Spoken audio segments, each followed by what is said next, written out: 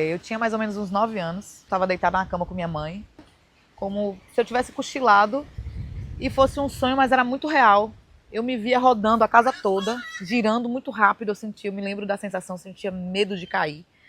E todos os cômodos eu rodava e chegava no quarto onde eu estava deitada com minha mãe, eu via meu corpo deitado na cama, minha mãe em cima falando alguma coisa, mas eu não conseguia ouvir o que minha mãe estava falando. E eu percebia que eu também verbalizava algo, mas eu não conseguia ouvir o que era. E eu nesse processo, com o tempo eu voltei. Quando eu voltei, minha mãe me perguntou: e aí? Você entendeu o que está acontecendo? E eu, não. Ela perguntou a mim: você ouviu o que você falou? Eu falei: não. Aí ela começou a chorar e disse a mim: você é como eu. Nós somos médium de corporação inconsciente.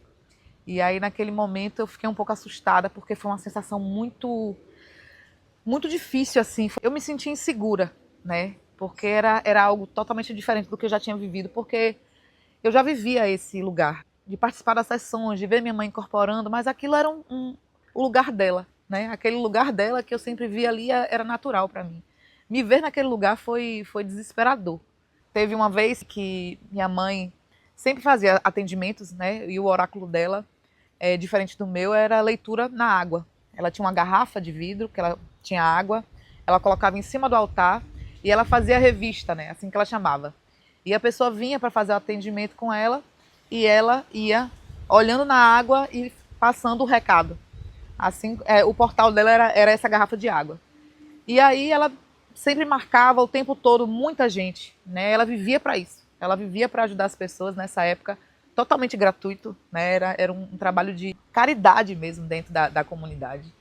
E uma vez ela adoeceu e pediu para que eu atendesse. E eu falei com ela que era impossível fazer isso, porque eu não sabia o que fazer, não sabia como fazer. E ela disse a mim que só confiasse, que ia dar certo.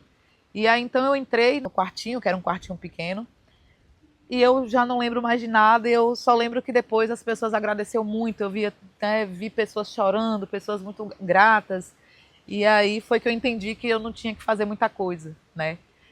Que eu podia relaxar, que as coisas iam acontecendo. Então aí minha mãe foi conversando comigo, falando comigo que a espiritualidade era simples, que não precisava medo, não precisava insegurança,